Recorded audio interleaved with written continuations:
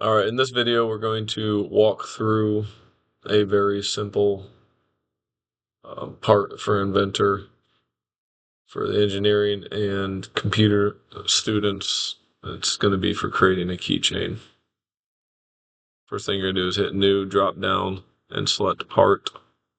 That will open a new Inventor part. Alright, once it's done thinking, you're going to start with a 2D sketch, and then you're going to most typically select the XY plane.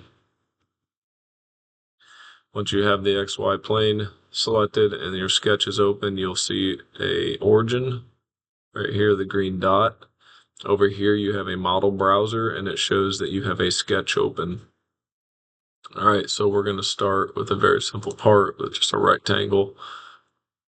And I'm going to bring my cursor over. You notice the rectangle tool is live with the yellow dot and the crosshairs. I'm going to bring it until it lights up and snaps to my origin with the green. Click once, drag, and then take your hands off the mice, and you will enter your dimensions. So I'm going to just do a 2-inch. If I hit the tab key, it will switch to my other dimension here, locking in my 2 inches in this axis, giving me my other axis. I'm going to say I want 3 inches, and then I'm just going to hit the enter key. Once you do that, it kind of disappears off your screen, but your tool is still live, so you're going to hit the escape key on your keyboard. That will get you out of your tool, and then if you roll the wheel of your mice, or mouse, and then if you roll it in and out, you can zoom in and out. If you press down on the wheel, it will give you a drag hand, so you can zoom in and zoom out with the wheel, click and drag your part around.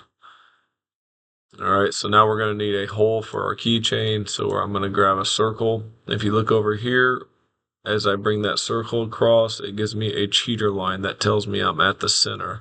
I can also see in my Y dimension that I'm 2.8 inches on a 3-inch height, so I know I'm 200 thousandths away from that top edge. I'm going to go ahead and click my circle in here, and I'm just going to type in 0.16 and hit enter.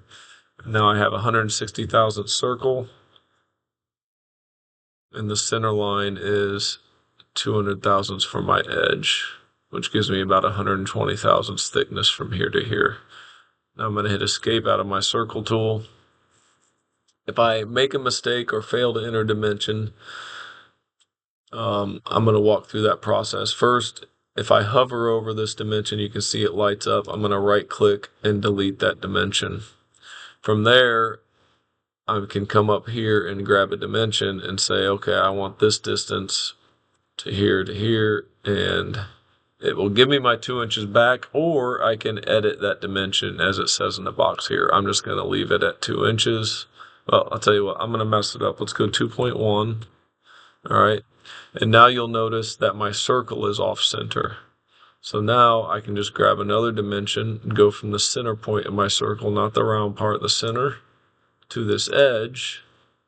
And now instead of 1 inch, I know I added 100 thousandths. So if I cut that in half, I want to make it 1.05, enter. And now my circle is back on center because I drove it with a new dimension.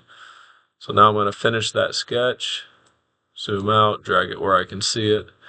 And now, as soon as I exit my sketch, it puts me in my 3D model. So now I'm going to extrude, select my plane, select my thickness, which you can see right here is automatically 1 inch, but I'm going to make it 0.125 to match the plywood and hit enter. Alright, so now if I hold down the shift key and press my wheel in, it gives me a free rotate option. Alright, so now I can freely rotate my model. I'm happy with, maybe this is a luggage tag or something, who knows? Whatever you want to build.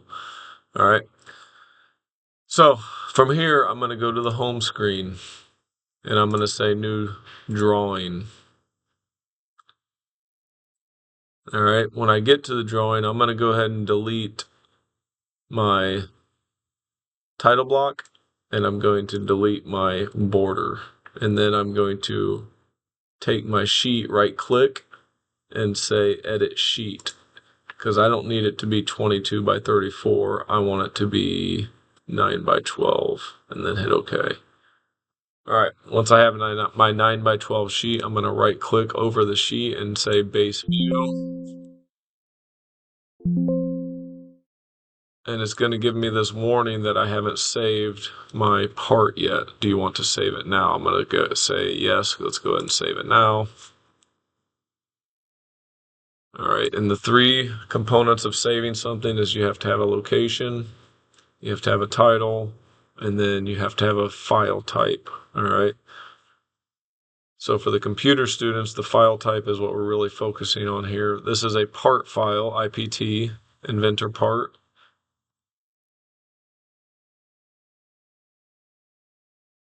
And we're going to go ahead and save it. It doesn't matter where. I'm going to save it to my desktop just for ease here. I'm not going to rename it, but if you were going to rename it as a student, you were going to want to put your last name in here.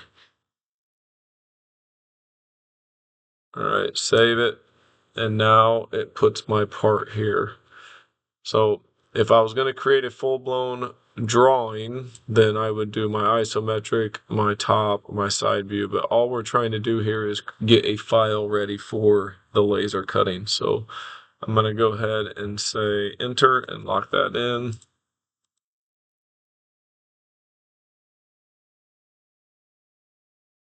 Sorry, not enter.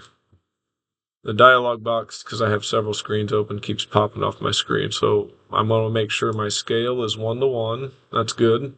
And then I'm going to hit OK without doing any other views. All right. Once you do that, you'll notice when you hover over it with your cursor, when you get close, it gives you a red dotted outline and an arrow. So I can use that and I can move to the top left of my page, which is what you want to do. From there, you are going to go to Manage, Styles Editor,